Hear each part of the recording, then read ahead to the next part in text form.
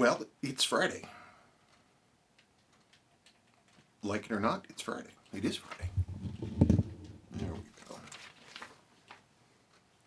We got questions. I'm dying to tell you all about my paleontological adventures, but I'm going to be good. I'm going to push all the paleontological stuff, ammonites and all that crap, which I'm dying to talk about. I'll push it to the end of the video. But I do have some strange... my mystery has become a larger mystery. Wait, I'm talking about ammonites. I should stop. Okay, chrono craze. Of all the watches you've... Oh, wait. Wrist check. What am I thinking? Okay. Wrist check. I've been playing with this watch. This is my Lusure Hydra 2.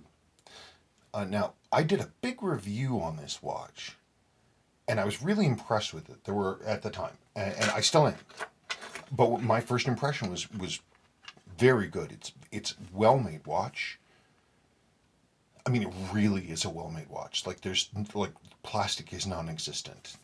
This rotating ring is a beautifully anodized and machined aluminum part. It's really nice. It's got this matte style dial with the raised lume markers right on the dial. Super cool. Date at 6, which is pretty much one of my favorite things. There were a couple of things about it that I wasn't too jammed about. One of them is that the original handset, this is the original handset, was high polish. And so in different angles, the hands would just disappear. All you would see was the white lume floating there, and it kind of jacked up the dimensions for me because it would come and go. So what I wanted to do is I had talked at that time. I was like, oh, I think that would be better if, if those hands were frosted, because then you'd be able to see them. And so I went ahead and I used some dull coat and I frosted the surfaces. I can easily remove it. And I think that was a success. I tried the same thing on the original sweep hand, which is right here, and it just didn't ever want to look right. The sweep hands are... they're like a lot of these finely produced small pieces. Unlike, say, what Seiko would have done, get you a completely flat hand back in the day, they're a little bit round topped. You can see that the top is kind of curved, and it wouldn't, these hands are dead flat. They're just knife edge sharp, which is awesome. And so they took the frosted look works very well. Didn't work for this. So I couldn't come up with a solution. I'm like, okay. And I dug through all of my crap. And I found this is a non-Seiko sweep. See, it's got that little button there. It's non-Seiko, but it's old too. This would have been a generic sweep replacement for Swiss chronographs back in the 60s or the 70s. This is old. But anyway, I put it on there. I liked the color. I did like the color because I was like, oh, right. Because what it did is it reminded me of the particular color combination that Seiko loved to use with the blue, black, and the black, and then the color. It's a darker red, but I mean, it's more like that, you see? Sort of the colorway. But I didn't like the fact that it wasn't loomed. So what I did... This is the Mark I experimental hand. I made this, and I did that by cutting up some dead hairsprings off of some literally bad hairsprings off that had gotten tangled or destroyed at some point. And I cut off a coil that was a nice, perfect little circle. And then I very carefully adhered it to the underside of the hand with a clear binder. And then I loomed it from the back. So there's a tiny, teeny little hairspring section. Again, you can kind of just see the metal. Oh, this crystal scratched. I need to unscratch it. You can see the metal of the hairspring edge around there. And then it's loomed inside. And so actually, I'm pretty happy with how that came out. I'm not 100%. the sizing isn't correct side to side. I mean, I just did this by hand, so this is version 1. Thankfully, I can undo this very quickly, and I can redo it again. But I'm actually extremely happy with the location and the size. Because at night, when this thing is glowing, the way that the circle comes in and then this hand bisects this, it just works perfectly. It works perfectly, and it goes right by this point. It goes right by this point of the loom because the loom points for both are at the same place. It looks really nice. So I'm going to do some more work on this to come up with a make it more refined. Make it more refined. But I think it's a good first start. It's a good first start. Almost looks like a cocktail onion on an overly large, one of those plastic spear things they put in dishes. Okay, that's it. So it's definitely grown on me now that I've done that work to it. I'm not 100% sure on the sweep hand. That's the Mark 1, thing to see if this would even work, but I don't know. The glowing works perfectly. It's crazy. Okay, let's do it again. Of all the watches you've owned, which one do you take most pride in ownership? Okay, if you can't narrow it to just one, how about top 3 you take pride in owning or have owned if for some reason you no longer have? Well, if I don't own it anymore, I guess I can't take too much pride in ownership, though I have owned some extremely cool watches. By the way, have you watched The Expanse? It's a pretty cool sci-fi series worth binge watching if you haven't seen it yet. I know of it. I've heard about it in large part. One, apparently it's extremely well written and well acted, but also it has realistic sort of space physics. I'd really like to see it. Though these days it's been just kind of, I don't know. We've been really focusing on not watching things that are crazy and weird and upsetting and depressing and violent. We've been watching nothing but cartoons. So, but when we're ready for a little bit of extra darkness in our lives, The Expanse is on my list. But right now we're going through Rick and Morty again, and then I have to find a way for us to be able to watch all of Invader Zim. I love Invader Zim. Okay, so, yes, pride of ownership, pride of ownership. Well, I'll show you. Let's talk about it. Pride of ownership. Pride of ownership. You know, I have owned a lot of watches in my life, but I don't think I have one as special as this. This isn't a watch I ever normally would have bought, simply because of their current values. But this is a great watch. This was my great uncle's Rolex Explorer. It's a Rolex 1016. It's from 1966. I believe it was a gift from his wife, my great aunt, and Uncle Dick wore this thing forever. From what I can tell, he destroyed he got water inside it at least twice. My cousin-in-law, my cousin's husband, they went after Uncle Dick passed. They found this and another watch in his sock drawer, and they were both just destroyed, like destroyed. And I had to bring them both back. This one, the movement was just a block of rust, and I did some. Even I'm still impressed. I'm very proud of the work I did. This thing was destroyed. Dial was destroyed. Those are the original hands. This is a service dial, supposedly. I got this from Canada. I don't know 100% about that, but it looks correct to me. But more importantly, it didn't carry the price tag of one that was absolutely being sold as absolutely genuine. This was sold as a 70s service replacement, and the only way for me to tell if that's true or not is if the dial's radioactive. But I don't have a Geiger counter.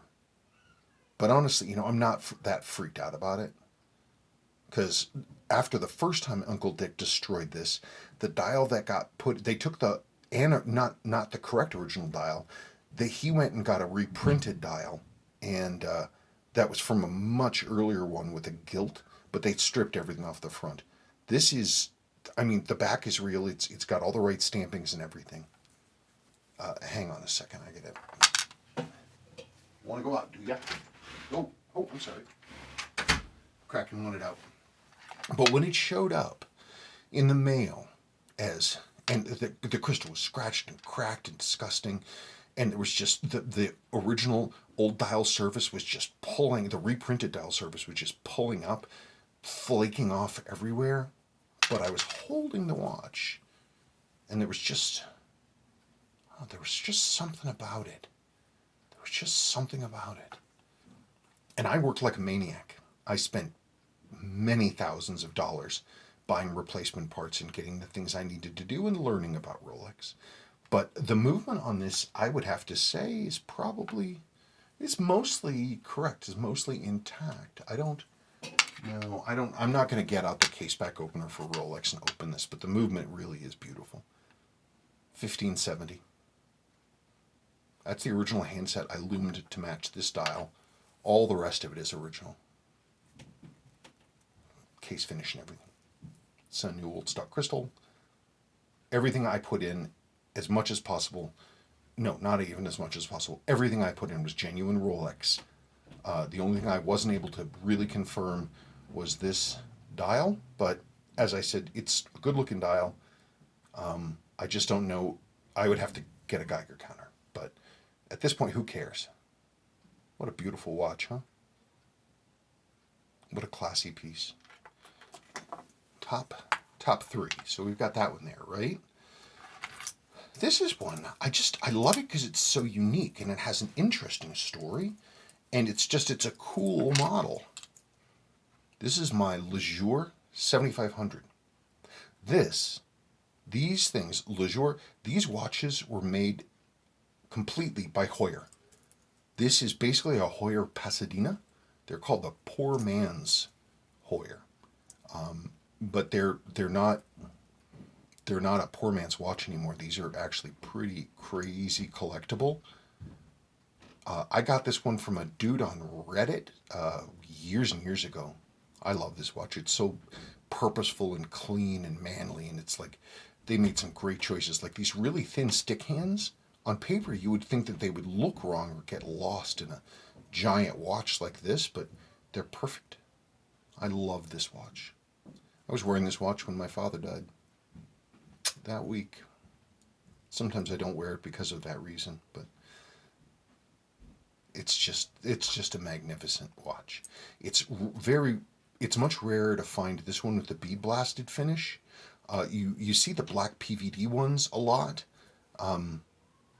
but not this. And this is original. That's the original bracelet and everything. This one did not have a whole lot of miles on it.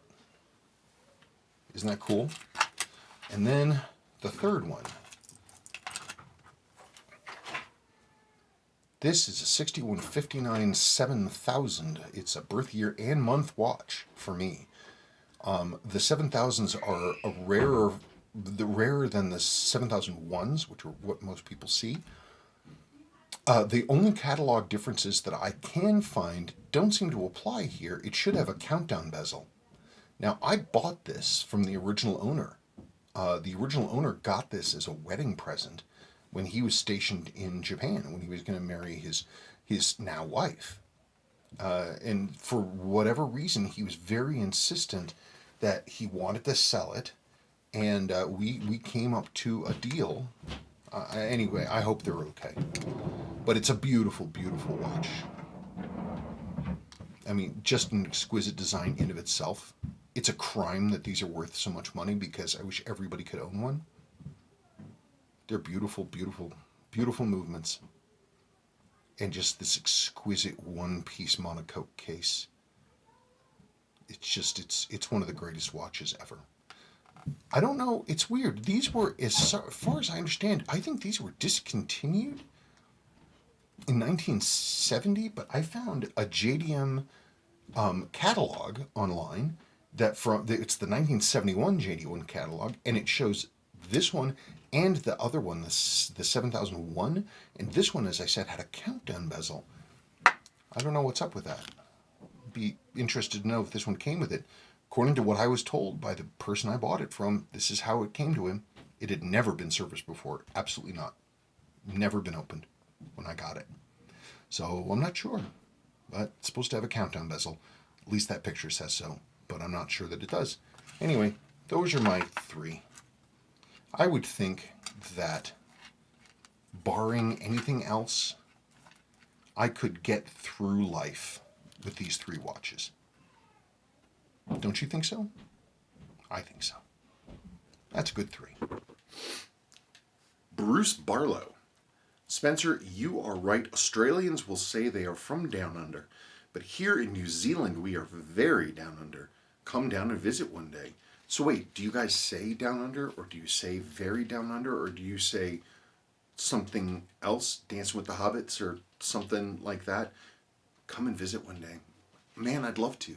When I was a kid and we left England, the next thing that was technically originally supposed to happen is we were going to move to Christchurch for the university down there. My dad was going to work down there, but then because of some financial silliness, that did not happen.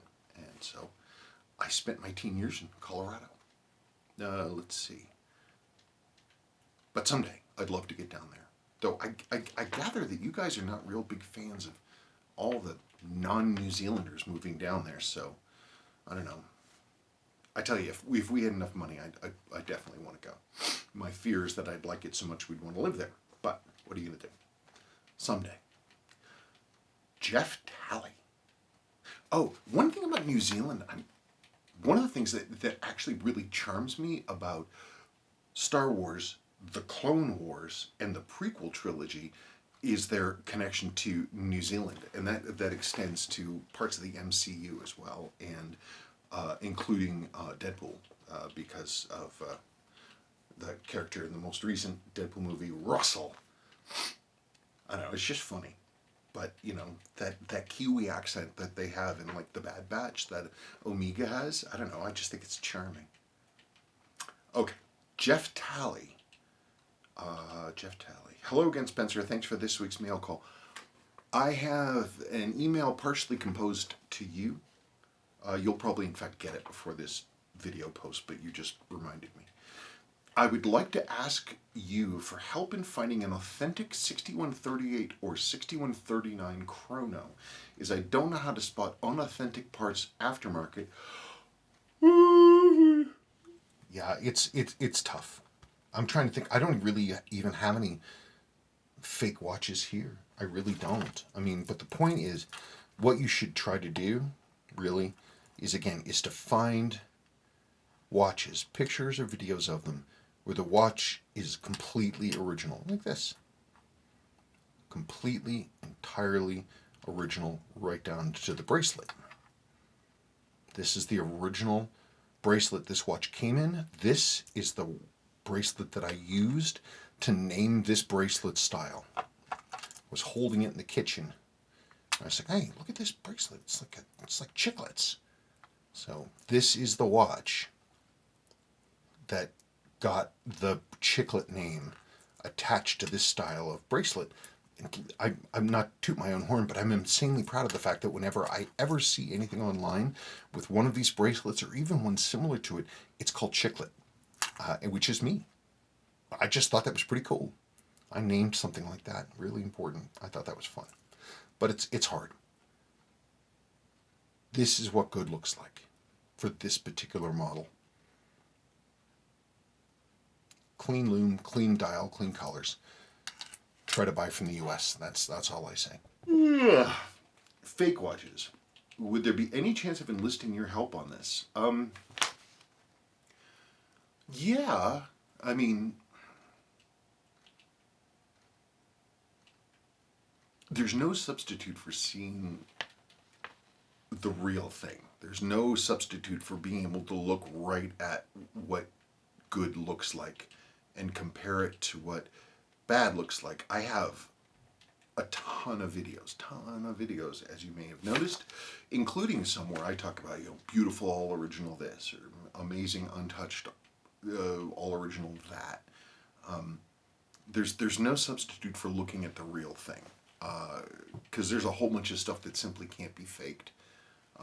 And I talk about it a lot in my videos.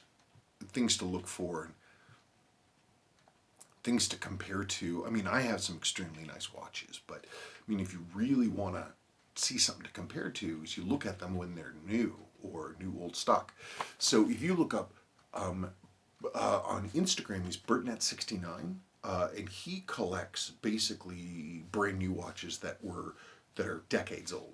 So he has a ton of really beautiful, beautiful original pieces with like their original tags and stickers and everything in there. They're really nice. I would ask, it's a complex subject.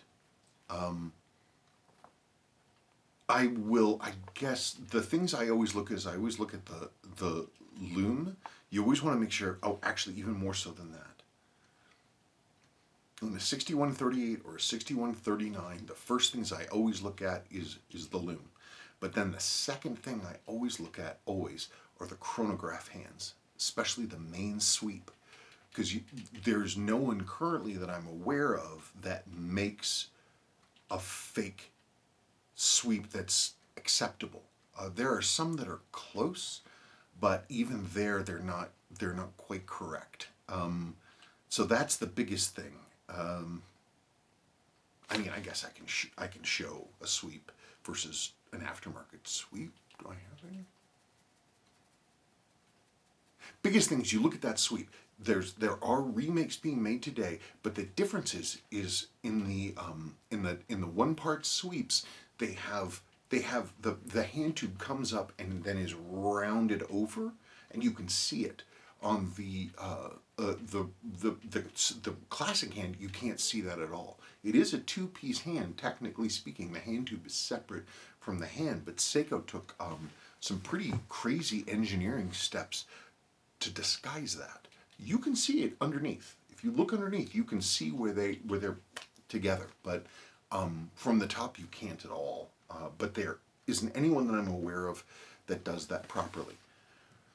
The sub-register hands are sometimes more or less decent looking, but I have found too that, like, if they're painted, they'll have that little raised thing of the hand tube, which on the chronograph sub-register hands, that's fine. They were made that way, but they were never painted over it. They'd be bare metal on a painted hand, whereas the aftermarket ones, they just paint the whole damn thing. Because the way that Seiko did it is they coated the material for the hand and then stamped the hand out. That way you get that perfectly flat coloration and none on the sides. And then once that's done, once that's stamped out, then they would put in the hand tube and then press it down and curl that over, and then it'd be done. So if you see that hand and it has that little ring on it and it's painted over, it's either an aftermarket hand or somebody hand painted that. I don't know. I guess maybe the best thing, besides you looking at pictures and old videos of mine, is if you have a question, send me a picture. I'll tell you. Watch me draw. I own an A159 6000, and it's in need of an up-converting capacitor change because of no display. One of the displays I own had enough damage that I thought I would use it as a guinea pig. I removed the polarizing film on both sides and was going to attempt to replace it with film on both sides, but noticed the LCD was too far gone. In what way? How is the LCD too far gone? I would love to get my hands on some more LCDs for research to see if there is a way to restore one. Maybe even to the point of trying it on a newer working LCD watch just to see if it can be done. So many of these watches sitting in a drawer, mine included. I would love to someday wear mine again. Yeah, it's the... I have to tell you, I don't... I understand, sort of. I know, I technically understand. I understand on paper how those LCDs work, and that they're layers of polarizing film and glass and liquid quartz in a medium, and that'll polarize according to charge. But I've heard about people trying to change the films to make, the polarizing film so you can see the numbers again. I don't know of anyone who's done it successfully. It doesn't mean it hasn't been done. I'm simply just not aware of it. I have a lot of dead LCDs. Yeah. LCDs. Dead. Dead with a bleed. This one works, but it's dim, which I take to mean probably that the polarization film is not good. Dead. Massive bleed. I have this one, but I have no note on it. So I don't know if this is good or bad. So that one I actually need to try. This is the specific one for the 0634 5001 versus the 0634 5009. It's just, it's depressing because, this is the way it goes, man. They're all dead. I don't even know what to... like this, with the LCD bleed, I don't even think that can be fixed. I don't know. This one was just... it's just, how do you... what is that? That's the liquid crystal? What, that's gone everywhere? It's spread through the whole thing? Look at the rust.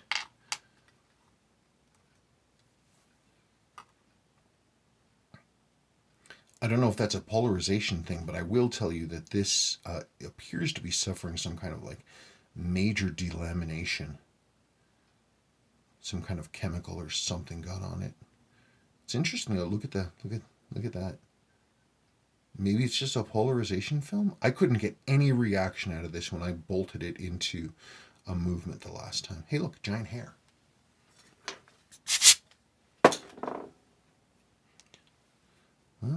Hey, look, the giant hair is still there. God bless it. Get away from there. I don't know, man. What am I supposed to do? How do we fix it? How do we make it better?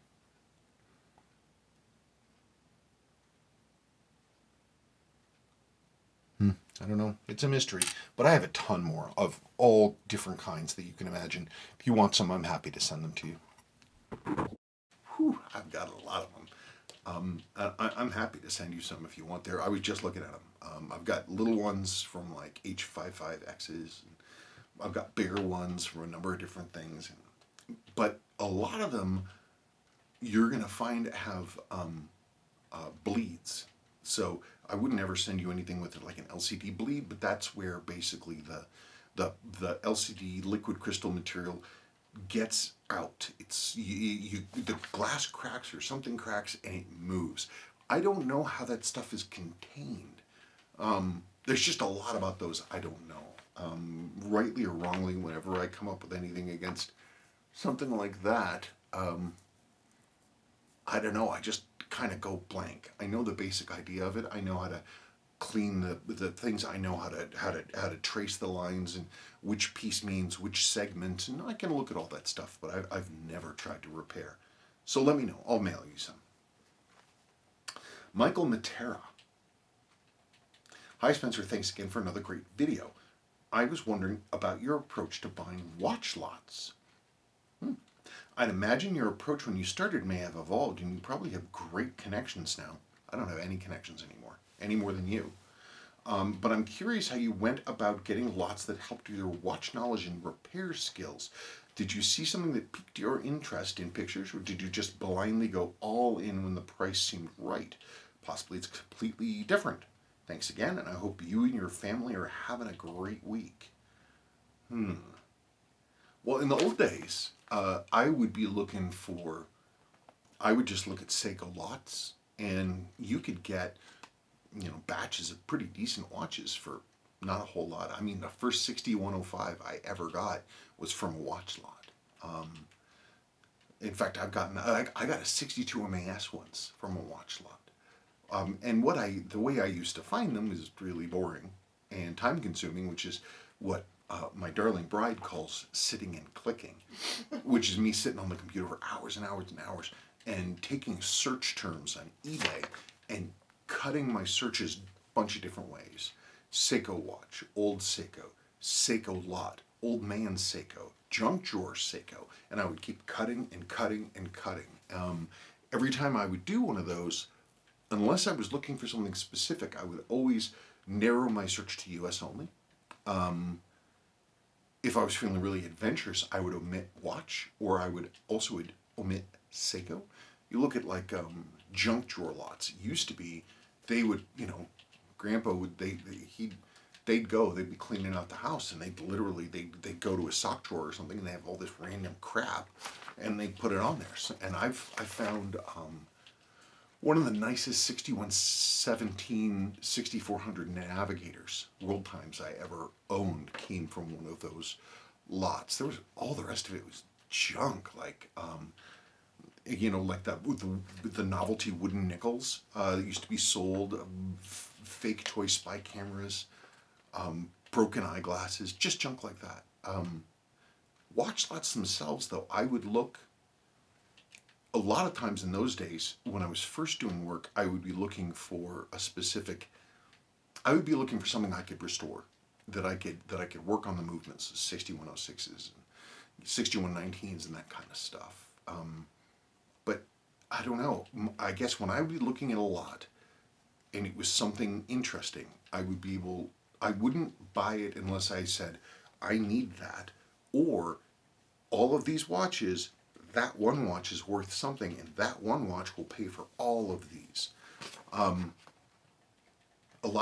don't know, it just depends. Everybody's hunting now these days.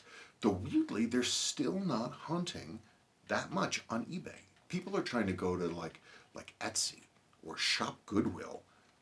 The prices on both of those are really, really high. I've seen Shop Goodwill is crazy. It's like people seem to think that they found sort of a secret corner of the internet. There is some good stuff, man. There's some good stuff on Shop Goodwill, but the prices they always go really, really high. Interestingly, watch lots out of Southeast Asia and the Philippines, like the Watch Collector, Jose, my dude, he's actually starting to put out some pretty decent watch lots. He must have found some new supply of them, because things had dried up for a long time, and he was always selling stuff, but it was pretty clapped out. But the new stuff he's selling, actually, his watch lots aren't bad. I've seen some interesting stuff on there. It just depends, really. I rarely buy watch lots now. People sometimes will offer them to me in trade against things, or I've got this, how much do you want for the bag of watches, and we'll negotiate something, and I'll get it. I really, really try to not sit and click anymore and buy watch lots. I really try not to. Maybe that's dumb of me, but I don't know, honey. Should I go back to buying giant watch lots? I'd be really bored sitting and cooking all night. Yeah, that sounds like fun. Treasure hunting, honey. Let's see. I never go blindly all in on anything. I haven't gone in blindly on a lot since... Oh man, it was early in our marriage. Yeah, it would have been in like the beginning of this, because you didn't know what you were doing. I had no idea what I was doing. I bought a big box of like junk watches and old bracelets and stuff like that, and it wasn't terribly expensive. The vast majority of that stuff is total junk, and it was total junk, and it's still total junk. It's in a box over there. I keep it as a reminder to myself to not buy pig in a poke. Mahai Pascu.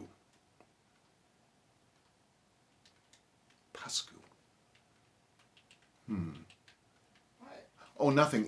I'm trying to remember something. In case your question is, do you think dress watches will make a comeback? I didn't know they ever went away. I know people like chronographs and divers, but it seems like dress watches are kind of, I don't know, here forever. Popular watch sizes seem to be getting smaller, which is good.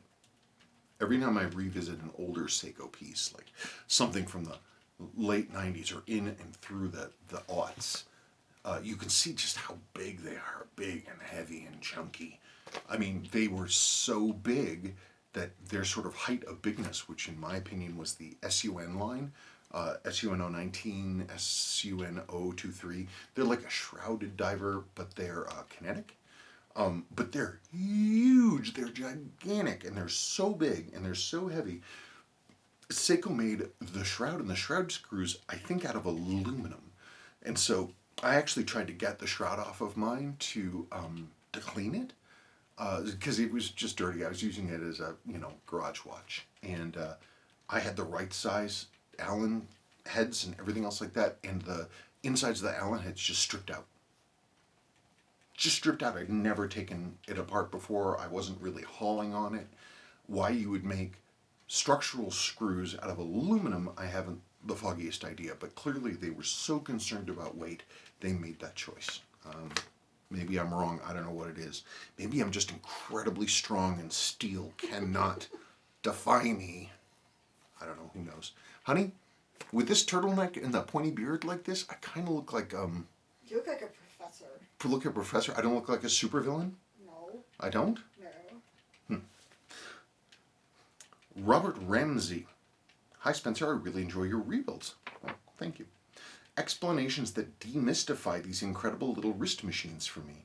Always interesting and a wealth of information in your super chill demeanor. That's why I put this question. Honey, super chill demeanor. There's no one more high-strung and touchy than I am. Pongo was. Well, yes, our long dead, dear departed dachshund. He was a little more amped up than I was, but no, I'm. It's this that you see. This is an idealized version of me. Oh, come on. Oh, I know. I'm beating myself up a little bit, but come on. They don't ever see me freak out. Well, then don't make a big deal about it. I know. I wish I shouldn't. But in any case, I just thought I would love to be super chill, but super chill is kind of not how I'm wired. I purchased a 754605A a few months ago. That's one of the mid-sized 7546 sport divers, which I had a big video about. At first, I was a little disappointed. About what? But the more I explored it, the more impressed I became. It is an understated and refined design. Seiko pulled out the stops when they made these watches. In that video, as I point out, they didn't, in terms of the production quality, the machining quality, the case design, there's no difference at all between, it's differently sized and made, and the components are different sizes, but the heart of it, the core of it, the structure of it, built to the same level, and they're just a fantastic quality. And Seiko swung for the fences when they were making them, and they're in good condition. They're fantastic. They're utterly fantastic watches, and they're still quite affordable. I mean, fantastic quality, very affordable. Let's see. DMITS 22. Nice video as always, Spencer. Oh, this is about the Hoffa Watch. Hang on.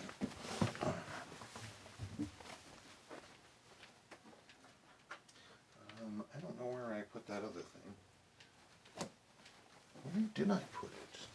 I thought I put it somewhere where I could find it. Or did I? Or didn't I? I don't think I did. Honey, I didn't. I didn't remember to do it.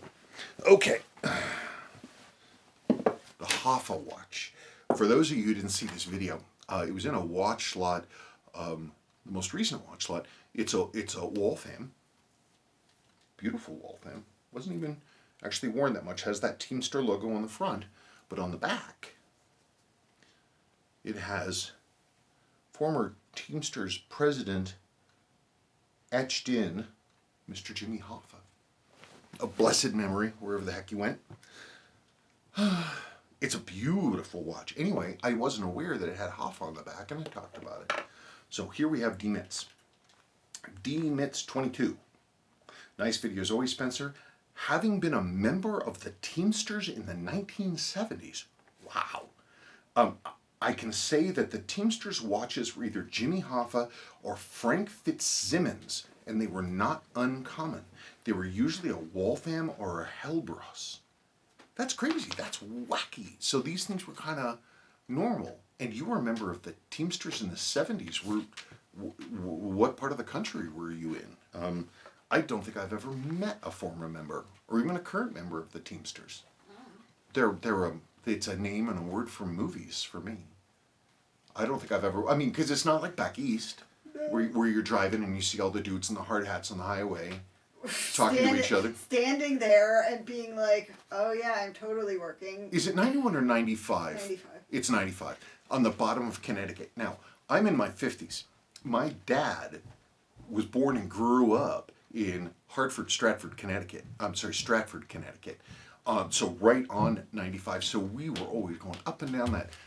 In my entire life, I never remember being on 95, either heading north back to New England or heading south down to Connecticut or points further south, without 95 being like half deconstructed. It's been like that for 50 years. I swear, it's the craziest thing. But it is what it is. So I'd be very curious to hear stories about the Teamsters in the 70s. I think it'd be a very cool, unique experience.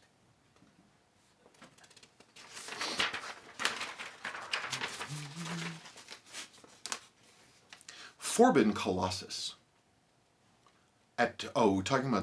He's talking about something I said about the Redune, the people that make the Redune watches in Hong Kong/China. They contacted me with an offer to collaborate, and I didn't quite understand what they were offering. Quote, "It is possible you might get a free watch out of a consulting deal. These knockoff companies in China send free watches to YouTubers and no consultation involved. WR Watches has the nerve to think they can buy... I'm not a market maker. Well, they can buy a market maker like Spencer for cheap. I don't understand. Maybe there's a lost in translation thing. I don't know. They seem really cagey about anything having to do with all their previous successes, to the point of kind of trying to play it like they were separate from the WR people, and I don't know that they are. They were not really I don't know what they were thinking. I mean, if it's a misunderstanding and it's on me, then educate me. If it's not a misunderstanding and they have some kind of deal that they want to work with me, they should let me know about that, because I'm not giving away my time or my expertise or my stamp of approval for nothing, especially for a company that had to be told to thank me for something. Even then, they weren't happy about doing it, so who knows? But again, maybe I'm wrong. I'd love to be part of the recreation of a completely correct 6309. Wouldn't that be something?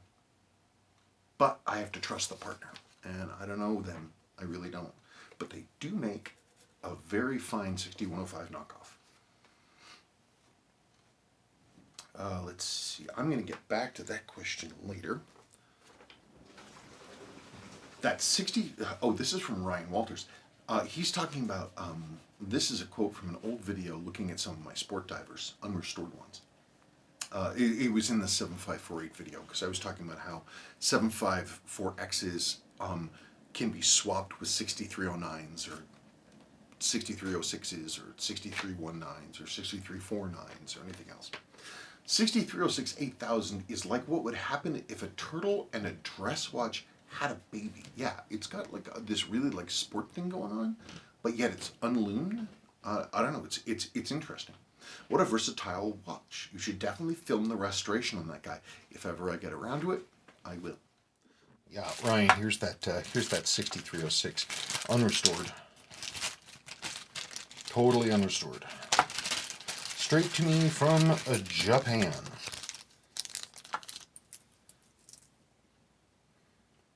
Well, let's get that stuff off of there. Hang on. Oop, wrong solvent, I think. Hang on.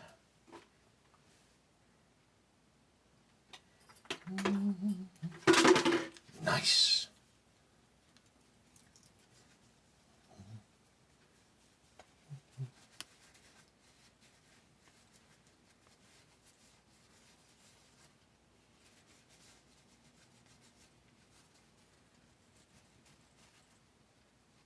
Trying to get this clean for you folks.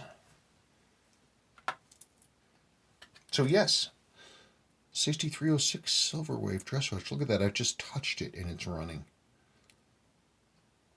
It's got a vertical linen dial. It's non-lumed. Screw down crown. Well, it's definitely hacking because it's a 6306. Yeah, kanji English day wheel. One of the greatest Silverwaves, if you ask me. I know you didn't, but I'm telling you anyway. Come on, boy. It's old seal. Wow, someone sure wore the heck out of this watch. Look at this. The crown is worn in that screw down position right here. They actually wore off the edge of the crown. Oh, come on, would you? I cannot. It's fighting me trying to find that. There it is. Let's get to Friday. There's Friday, and today's the 5th, yes? I mean, this watch isn't restored, so what am I playing at, really? But, you know, whatever. And it's a screw-down crown, isn't it? Isn't it? Yeah, it's a screw-down crown.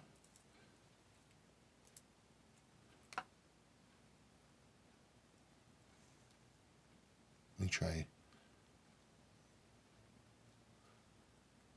I think this is bad crown. Oh, no, I felt the click. Did I? Oh, I got it to screw down. Wow. Anyway, isn't it pretty? Yeah, it's like a dress sport watch. That screw down crown. Super cool. Here's its close relative. And I have, weirdly enough, I have a few of these. These are all 6306s. This is the early one that doesn't have the Actis on the dial. And these are the later ones that have the Actis. But they all share everything. It's this beautiful cornflower blue dial. I should wear this watch more often. And I've got these. They're just, I mean, they're a nice size. They're sporty looking. They're cool. This one, I like that it's got open lugs. Let's see. 1987. No, 1977. I lied. June 77. It was 9. Oh, that was the Star Wars: A New Hope came out. This is a New Hope watch. Oh, look, it's all white like a stormtrooper. Isn't that neat? White and black. Cool. Using build quality and reliability as the measures, what would be your list of the 10 best vintage Seiko automatic movements and quartz movements be? Not GS. 10 best vintage Seiko automatic movement. How many automatic movements does Seiko produce? I mean, 1 billion, of course, but how many movement families? I don't know. I mean, I don't know that we've got that many mechanical movements to play with, because they're all part and parcel of the same thing. I mean, the 7000 series movements, the 7005s, Seiko's been cranking those out since the 60s. And their modern stuff is still based on that. Sua, I mean, they really only did their hardcore stuff from like the early 1960s to 88 or so. And even by 81, I mean, they weren't doing that anymore. I'm not sure where because Sua still had their markings, their imprintur, I forget how that word goes. Anyway, on like the 7A watches, you can find the RAF watches, RAF Gen 1 7A28s. I've seen them where they were made in 1990 and they still had the Sua double wave on it. So, I don't know. It's really tough for me to think about because they all have their advantages. I don't know. You know, Ryan, I'm going to have to think about that. I really am. I'm going to have to think about that, and then I'm going to have to get back to you. But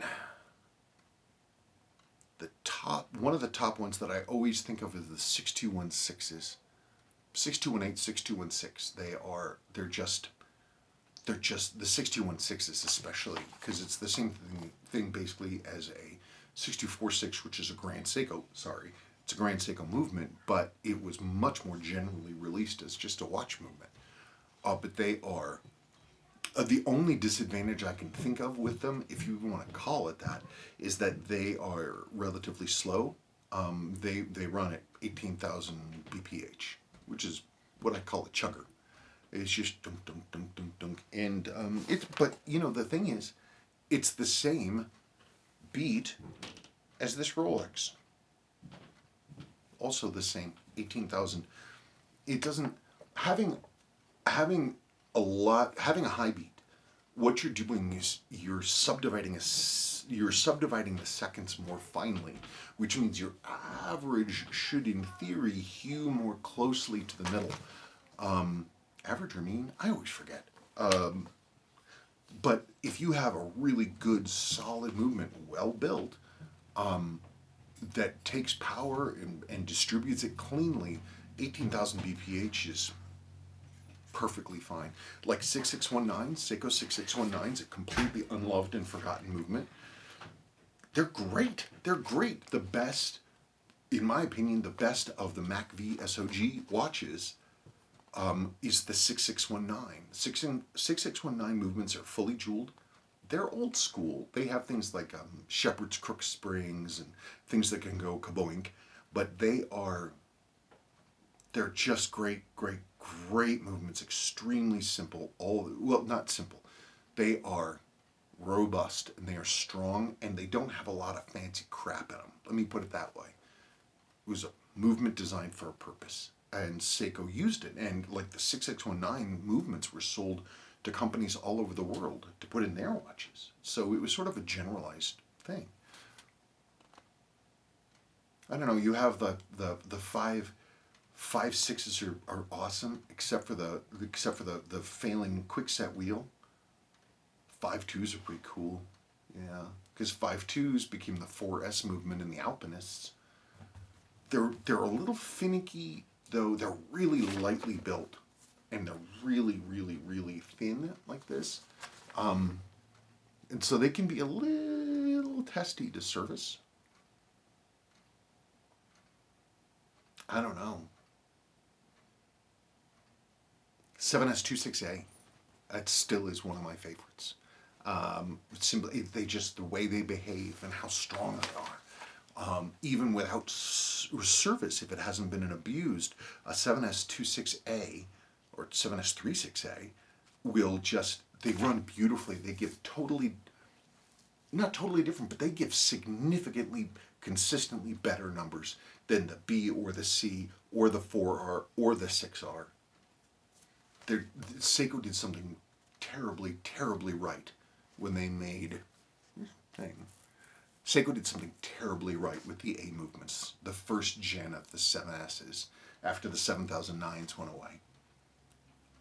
That's got to be one of my favorites. They're fantastic. Yeah, they don't hand wind, and no, they don't hack, but they're accurate and they're durable, and you don't have to think about it. You just strap the damn things on, and if it's in good condition, off you go. It'll run forever. That's why a first gen SKX it's really good. If you get an early one with an A movement, they're the best.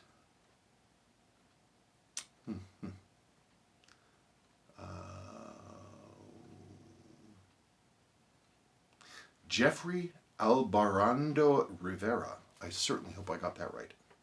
Sir Spencer. Sir. Oh, this is a quote from a video that I did about restoring a second gen golden tuna, which is a 7C46 golden tuna, which was from February 1986. That February 1986 you talked about, when it was made, I was still a month old at that time, and I now have a 7548 7000 from December 1981, and I call it Elder Brother. That's cool. That's cool. That's neat. Yeah, you know, I was you picked, I mean, 1986 is that was one of the really good last years for Seiko. 86, 87.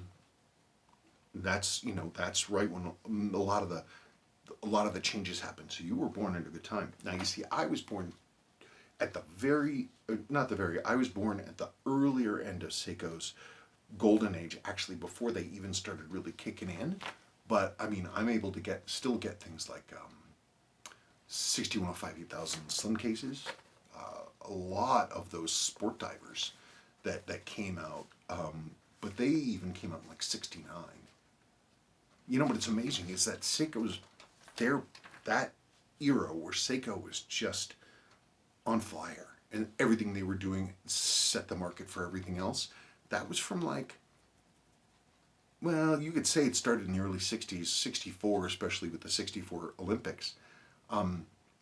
But really coming up through the 60s, when in 68 and 69, when they came out with the Gen 2 of the 6105, when the 6138s and 6139s were released,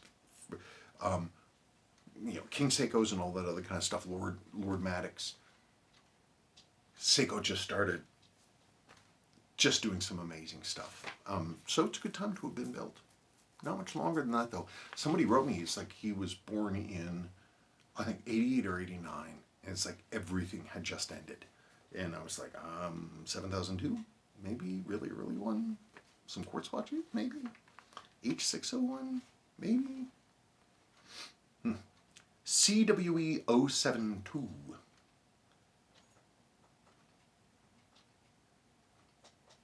What watch was he discussing? I have one of these in great condition with the brickish red chrono. One of the quirks I found was the push the crown for the date. Oh, you're talking about a 6139. Was to push the crown for the date adjust. Also, it didn't come with the original bracelet. Yeah, it's not really. I mean, Seiko was really about that push to correct thing. They did that. All of the 6000 series, for the most parts, did push to correct. 6106. A, B, and C, 6119, A, B, and C. I mean, they had some like 6105s, 6138s that was pull to adjust, pull and turn, and then you turn the other way. And that's how 6105s work. They had to change the whole quickset setup to put in that lever with the wheel, so that it would rock back and forth. So it was a pain in the butt for Seiko to basically engineer a second solution for date correction that would work for something with a screw down crown, like a diver. And so they had to do it where you did push and turn. But the rest of it, the only thing about the push to correct I don't dig is that on the 6139s, if you have bad seals, or they're really stiff, or there's like a whole bunch of crap inside the crown or inside the case and the crown or whatever, and you can't push it down hard enough, a lot of times I would get in watches and you see the crowns where somebody had used their pocket knife or like a pen or something sharp to push the crown in, because they couldn't do it with their thumb, and it would get harder and harder and harder, and eventually they're going to just break the crown off, because the crown is big.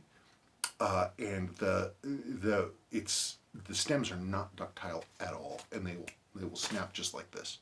So I don't know. It'd be nice if they were pull and turn to correct, but push is fine.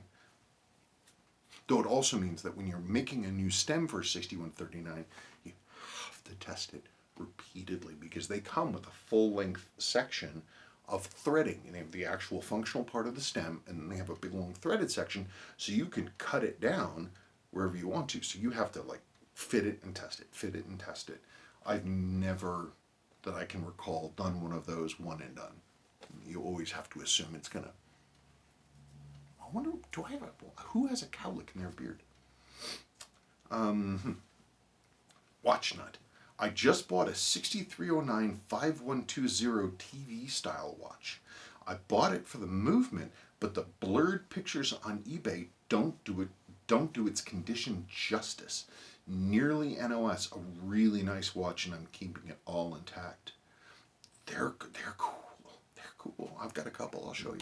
Yeah, those TV dials are cool. And again, because Seiko was producing the 6300 and the 754Xs at the same time, no, this one's not running because it doesn't have a battery in it. It actually works great. But this is the 7548 version. But look at that. Look at the beautiful midnight blue, magenta black dial, vertical brushing.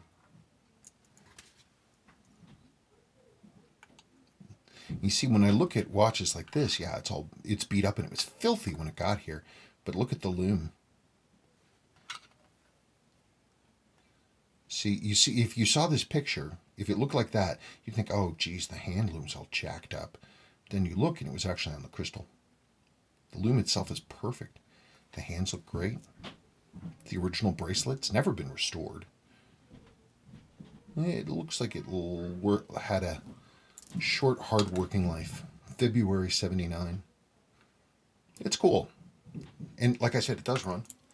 It has sort of this thing going on. That's a cool watch, isn't it? One of these days. One of these days. Christian Motos. He had a question actually about this one, the Laurier. Oh, off she goes. Oh, I'm sorry, that was the mail lady just went by. He said, of this watch, you have a narrower strap on it than the lugs are. But what are those rings you put in there to close the gap? I'll tell you all about it. Okay, so those rings, this is a neat little quickie workaround that Jonathan Koch of blessed memory came up with for doing these kinds of spacers. What you do is you take the inside of a ballpoint pen, because a lot of the ballpoint pen, the plastic thing in the middle that holds the ink isn't going to have anything in it, even if they're brand new. This one has a spring bar in it because it kind of did, but anyway. So what you do is there are different sizes and there's different, colors. And what you do is you just get a super sharp X-Acto knife and you cut off sections of it as you need. Just make sure you've got a really, really sharp knife, and don't just try to press all the way through because they'll go punk and they'll go off into the thing. But anyway, you can sit there and you can cut your little rings, these little sizers, and they work great even on bracelets. You can use them inside bracelets to make them fit. I use them all the time. All the time. Yankee Express. I have solar watches from 4 brands: Seiko, Citizen, Timex, and Casio G-Shock. Casio originally released the Raisman in 1996, the first solar Casio G-Shock. I have several Raisman that have never been opened, still working fully charged 25 years later. A fun eBay buy are seemingly dead solar Casios that the seller thinks are duds. I get them and I put them on a sunny windowsill for a week where they fully recover to full charge and work flawlessly. Well, that's very interesting. I have a lot of, Casio is just such crazy value for money. Their stuff is so good. Citizen's solar technology is supposedly great. I don't know anything about Timex. I have a Seiko Solar. I have one Seiko Solar that's near NLS, and very typical for Seiko of that time. I don't know what it is. It has multiple. It's dead, and I would need 2 of these different things to, capacitor and the right kind of cell. I haven't gotten a peep out of it, and both of those things are fully discontinued. So, very typical for Seiko. Someday I'll find it. It's really cool. I'll show it to you for a second if you want. Okay, so this is pretty much the only vintage Seiko Solar that I have. This one came to me in a watch lot, and look at that. It's brand new. It's got look at the marking on the clasps. Almost no scratches at all, and that's the JDM style clasp. Look at this thing. It's a Silverwave. It's beautiful. It's beautiful. It's in brand, but I need to hunt down the two different diddly things that would make this thing work. Putting this under light hasn't done anything. I actually need to pull the back off and look at what's in there, because I would really love for this watch to work. And I mean, it's a beautiful, beautiful watch. Look at that. Isn't that cool? So, all the sitting under a strong light or sun, this has done nothing, hasn't come back. So, Seiko's technology is not up to Casio Citizen. Maybe I'm wrong. I don't think I am, though. Brian Schmidt. For those of you who don't know, and none of you would know, or would have any reason to know, Brian Schmidt is a buddy of mine. He and I met, we've known each other since we were 14. The first party I ever threw, he attended with a bunch of other new friends. When we were all like 14 that summer, the first summer before high school, we all of us teens from all over the place, we met here in town because they had this club called Fort Ram. And it was like it was a regular bar, like a college place, like a big college dance place. But on Sundays they had basically what they called minor night, which is that for kids people who couldn't drink. At that point, I didn't care at all. All I knew is that there were lots and lots and lots of people to be friends with there, and many, many girls. And so I went there. Plus, I love dancing, and so I went there and always was having fun. But everybody else went there too. Brian was one of them. I've known Brian since I was 14. We went to school together on and off for all of our lives. Anyway, but he and his wife just moved back to town. Their kids are out of the house. They got out of California. He's been talking for years about wanting to come back here, and he's back. Okay, Brian, the nice thing is I know you're in town. I know you just got to town. I'd be more than happy to see you whenever you want to stop by. I'm doing a ton of work in the garage. If ever you want to come by and hang out and look at what I'm doing, you're absolutely welcome to do it. We're almost always here.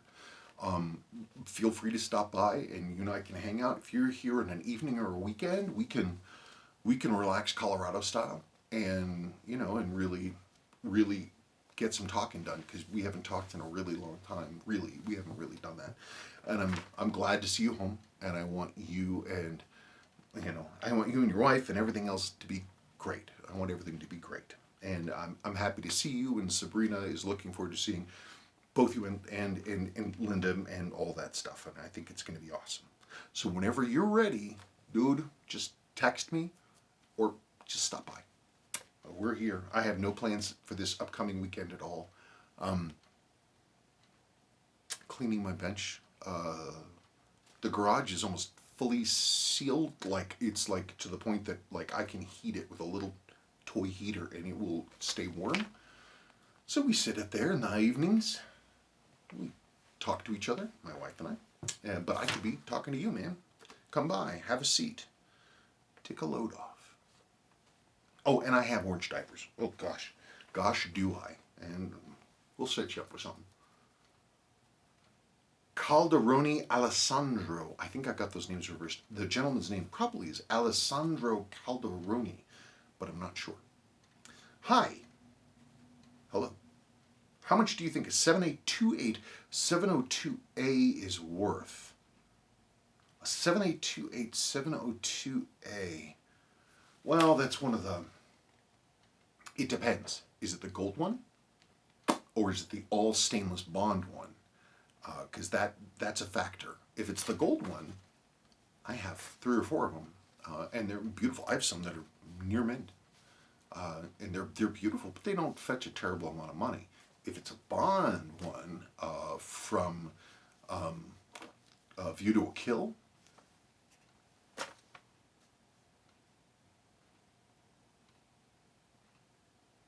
in the teens these days, low teens. I don't know. I don't have my finger on the pulse of that one.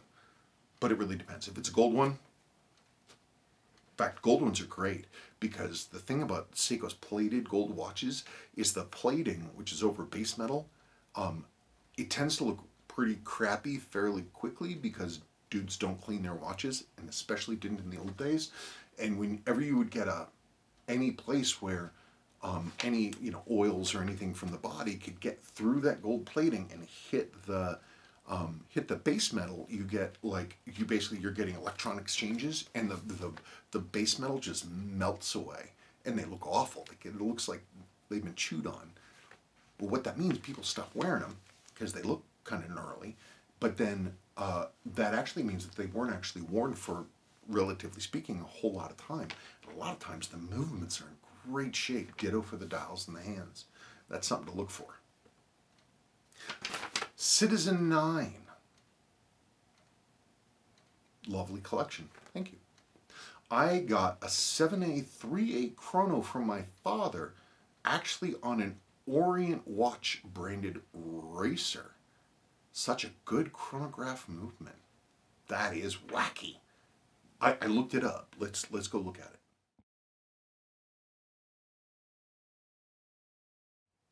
It's cool. I'll have to look for one. Interesting that they decided that it would be non-loomed, though. Okay, it's a racing watch. What if you're doing 24 hours of Le Mans and you need to be able to read your watch while you're driving? I don't know, it reminds me of a question years and years and years ago. Someone asked their brother, who is a military fighter pilot, and they said, hey, man, talking about, what kind of watch functionality do you like when you're flying? I mean, you're a pilot, what kind of pilot watch do you wear? And the dude said, if I need the watch on my hand in order to know what time it is, then I hope I'm on the ground. So I thought that was interesting. I mean, even World War II planes had clocks in the cockpits. Heck, German ones had chronographs for timing, for doing timing blind landings and stuff like that. I don't know. Very, very interesting. But I'm going to find out more about it. I don't know. It's pretty cool. I don't know. In any case, you know what I want to talk about right now? You know what time it is? It's time for Ammonites. So everything after this is going to be Ammonites. There's no other stuff, ADHD or any of that kind of stuff. Nobody asked any questions about it, and I don't want to go on about it all the time. Somebody has questions, I'm happy to talk about it. There were no questions, I'm just as happy to not talk about it. But I do want to talk about Ammonites. So let's go.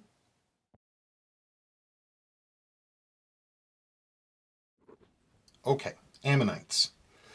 The whole area the whole middle of the country where we are was for a huge amount of time, like all through the Cretaceous, many, many, many tens of millions of years, there was a gigantic shallow ocean that ran all the way from the, pardon me, Gulf of Mexico all the way up in Canada, Alaska. And so you have the shallow sea and ammonites everywhere, always falling down to the bottom, landing in, fine sediment mud. Tons and tons and tons. This is one bag of I don't even know. This is just stuff from underneath my mailbox. And it's hard to see because it's also, some of it's weathered or banged up or something else like that. But every single one of them is ammonites. It's all ammonites. They would fall down and fall into this fine silt, and they would become fossilized.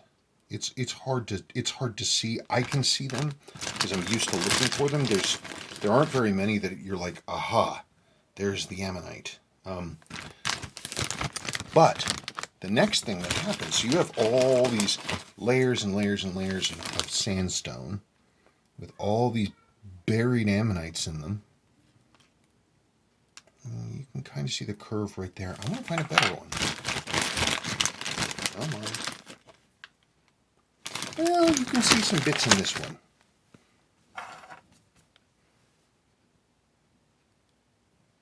So ammonites, they're like those snails. You think of those, but they were in the ocean. They're related to octopuses. And it's not octopi. It can be, but it doesn't have to be. You can say octopus because the source word is Greek.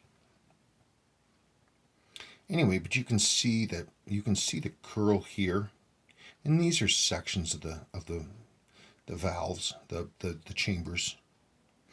And there's just lots and lots and lots of this. There's tons of this stuff.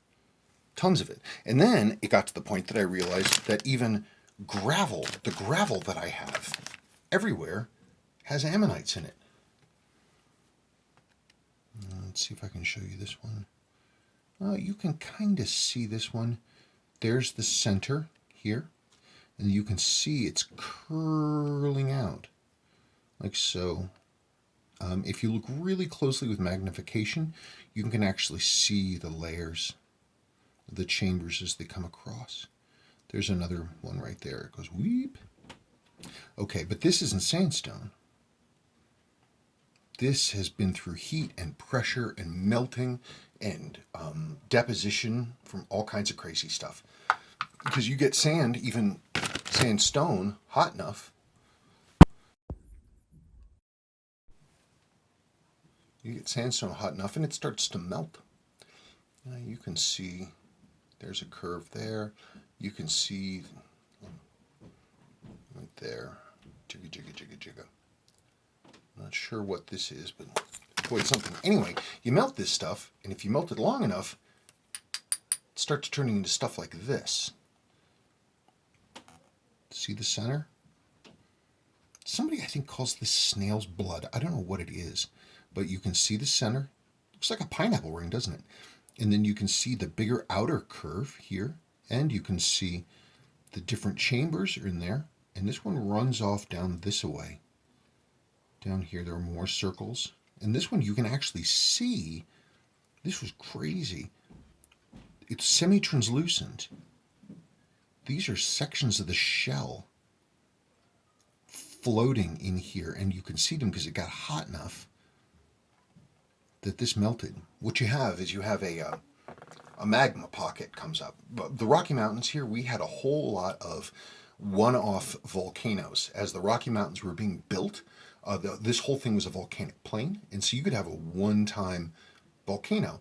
And what happens is you have a magma pocket comes up, and it is driving intense heat and also huge amounts of groundwater, because there's a lot of water in rock. There's a lot of water in lava.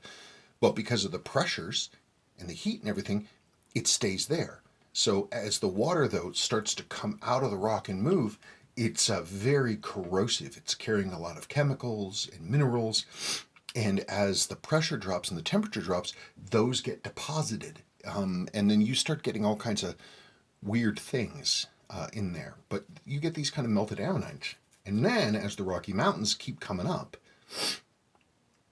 you start getting mountains breaking down, and this stuff ends up in floodplains, and then it gets dug up for gravel driveways and stuff. That's my theory. Oh, look, you can see there's another one right there, isn't it? Look, and you can actually see this one curve all the way through.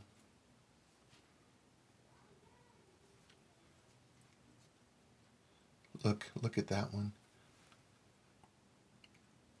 Look, it's like gold, but it's like inside the matrix. It's pretty. This is a pretty amazing piece, and I collected this so long ago because it was just sitting on the ground and here in my house, and I didn't even realize that it was an ammonite. Look at that. See the, just like that. So anyway, every rock I've been finding on this property, all of them, they're ammonites. They're all ammonites. I'm like, this can't be real.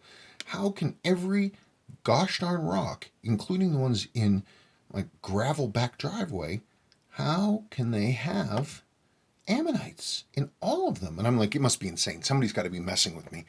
We had to run errands yesterday. We went across town. We went probably almost 5 miles away. And I was thinking about this. We stopped and we parked and we had to get out and go shopping.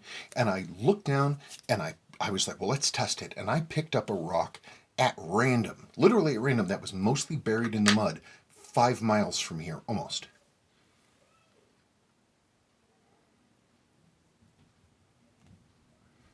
And it's easy to look at this and say, well, you know, it's just a rock, but it isn't just a rock. It's hard to see because it's sort of, it'd be a lot easier to see if it was wet actually. So let me do that. Okay, let's see if that helps.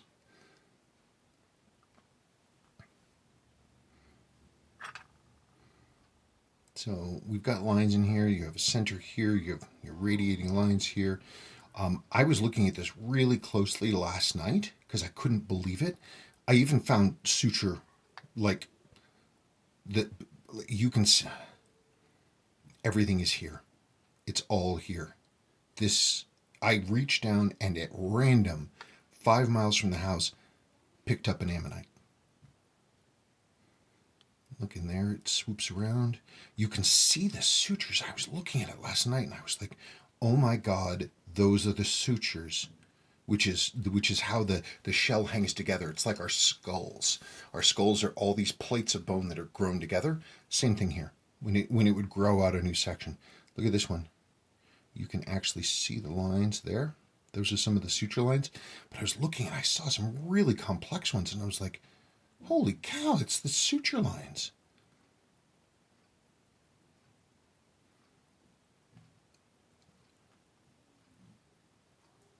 "5 miles away."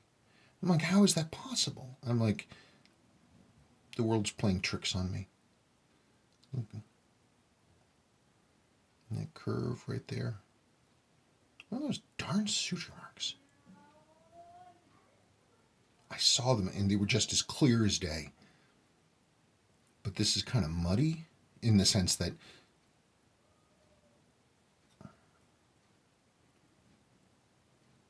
there's another center, of course. You can see they're the inner jiggly janglies, and there's the outer ones.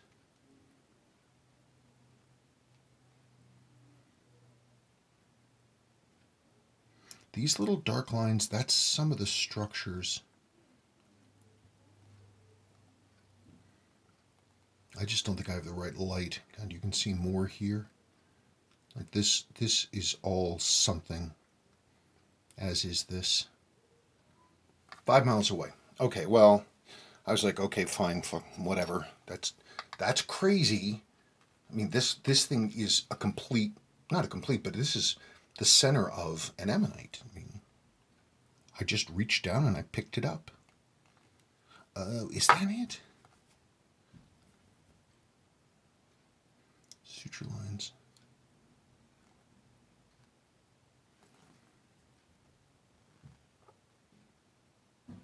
I want to get a tile saw. Yeah, actually, look at this center. Zoop, zoop, zoop, zoop. Anyway, I want to get a tile saw and see what these things look like on the inside. You've got lots of... there's some crazy stuff in here. Okay, but then we had to do another errand, so we went probably about 1.5 or 2 miles away. And I reached down at complete random and I picked up a rock.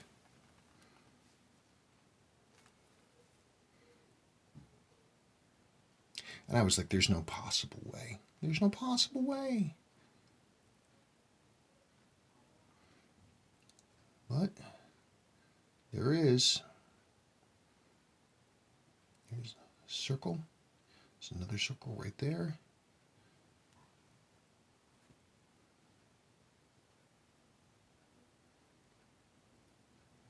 Boom, boom, boom, boom, boom. Chambers moving around there. You can actually see some of the dividing.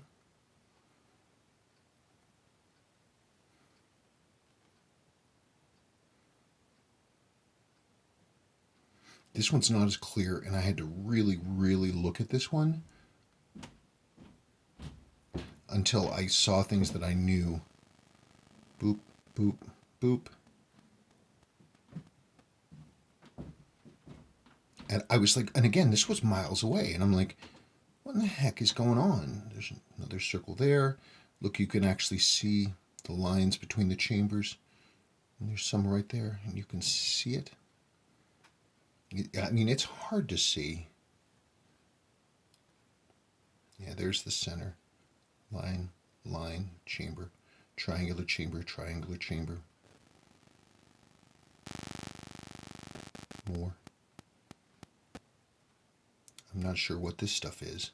But again, this is sandstone that got hot enough that it started melting together, but not so hot that it started like really melting and turning clear. Just sort of bonded together. I mean, it's hard to see this stuff. I'll leave this be. I'll just put on a picture of this one. I picked this one up from out in front, and I'm like, this just looks like a piece of gravel to me. And I was looking at it carefully. Anybody else see circles?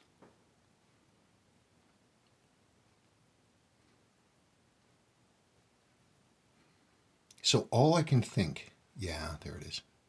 There's the center. And you're rolling out like this. Then the whole thing comes around like this, and it curves down.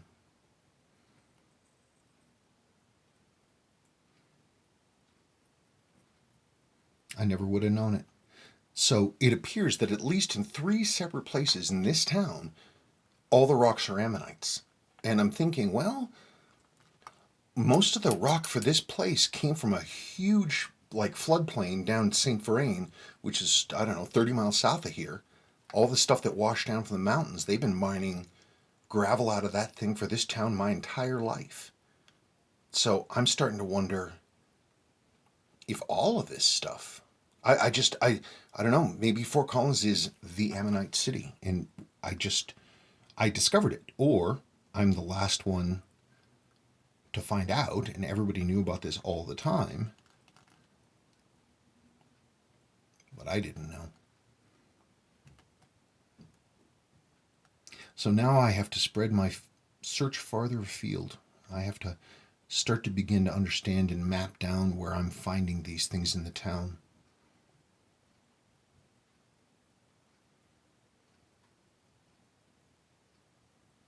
Anyway, I have a nice picture of this one that I took, and I'll put that in now.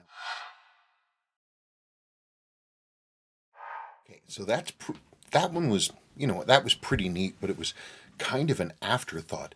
But this is the one that I was really like, hot damn, because this was it's like you had the street, and then the curb, and then sort of instead of grass being here between there and the sidewalk, it's like river rocks and stuff. You see it all over the place. And so I just picked this one up. I was not trying to pick anything that was specific or cool, and I didn't even really know, what I was gonna find. I mean, you can see the sections right there. It looks like you can see, if you look at the slightly white lines, look at the center there, and you have it's right there. It's right there. In fact, you can see the different layers. See the points, jump, jump, jump, jump, and then you have the next curve in, so it's right there, and it wraps around.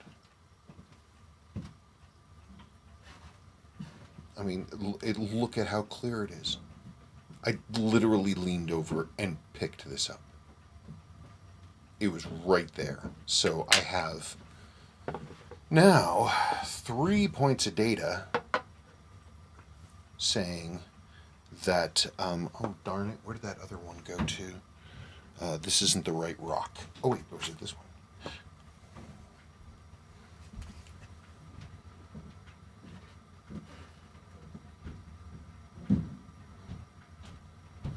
Yeah, you can see that. Yeah.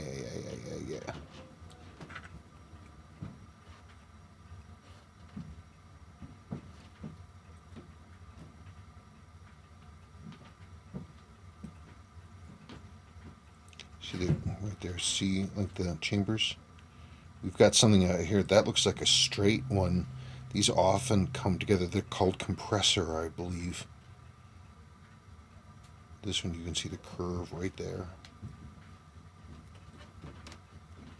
Oh, look at that. Sutures. Yeah.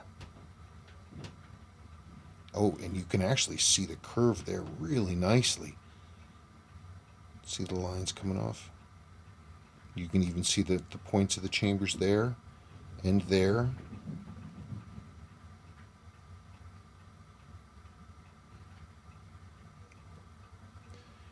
And it looks just like a rock, right? But it ain't. Oh yeah, look at that.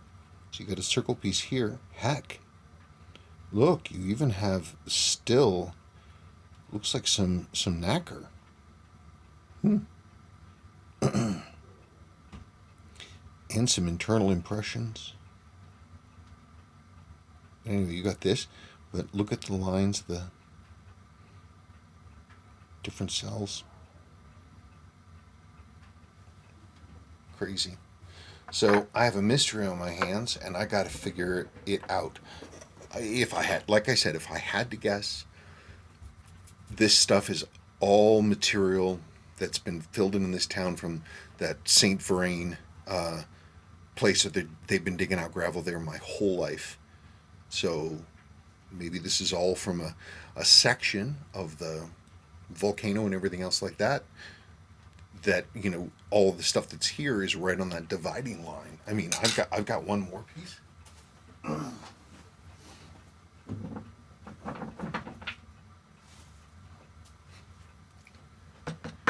Let's pull back a little bit here.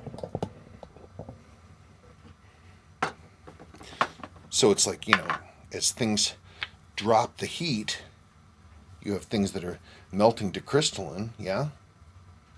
And then you have this different consistency rock. And you're like, and I thought, I was like, well, maybe it's two different rocks and they just got smooshed together.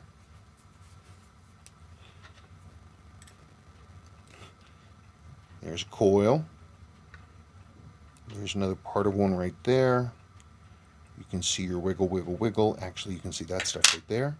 Yeah, these, oh, actually, look. Look at the bows in there. And if you look, we can see that these patterns that are coming through the inside of the rock here, can you see? These are, again, these are more like suture lines. And right there, there's almost a perfect ammonite. Look. You can see the inside and the outside and the little points. But the thing is, this stuff, it extends across this boundary. It extends across. So this material and this material are the same. This got hotter. This was slightly cooler. And look at that. It cracked. Probably as it was cooling, maybe.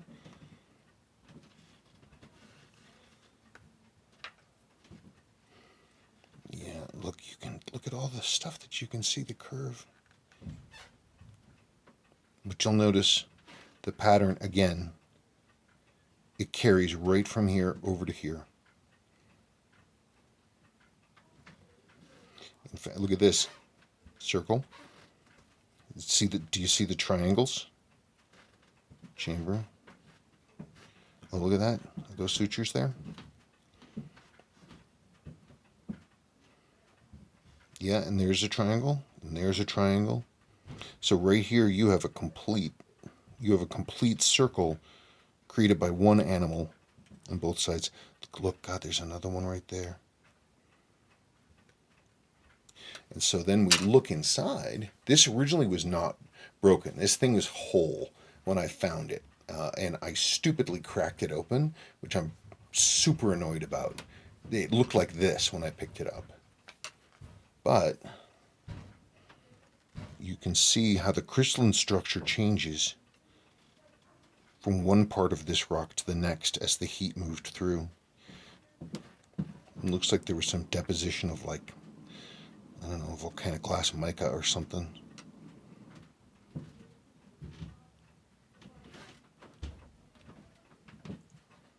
Really is something.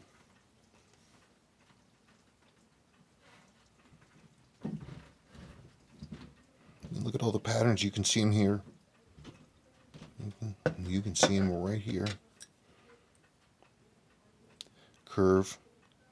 the chambers, the inner sections. I'm sorry, it's going this way. You can see it right there.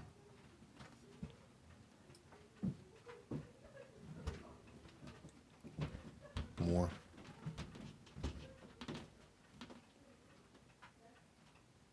Right there. Bananas, huh? And there it is. And then, of course, this thing broke off of a mountain and then rolled around down the river for who knows many millions of years. And now it's here. It's pretty cool. That's a cool one. I guess I'm okay with having broken it because then you can see the stuff on the inside. All right. That's my theory. Oh gosh, here's another one I found. Look at this. I was just looking out. I washed this one already. Look, the chambers are actually still open. You can actually see them right there as it spins out. And you got your next one and your next one. And then the section it's just like, it's more curve. Center. And you can actually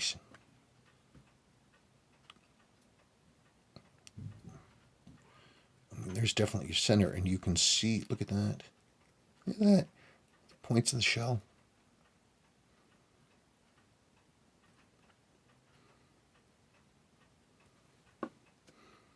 Yeah, isn't that crazy?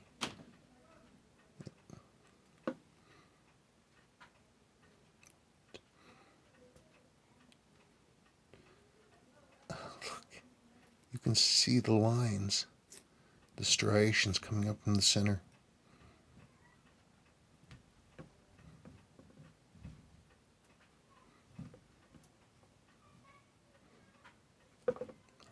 This one is bananas. I couldn't believe all the things I was seeing. And all of the rocks have this stuff. This mineral deposit on one side. Only on one side. And I was like, maybe some kind of deposition. Look at the curve.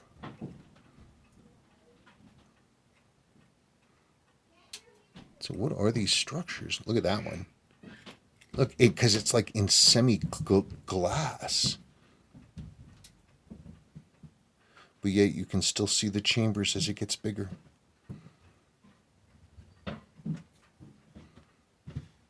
And these things they're all just sitting on the ground. I mean, this one, it was sitting in, mostly buried in dried mud, on a berm next to a almost never used parking lot 5 miles from here.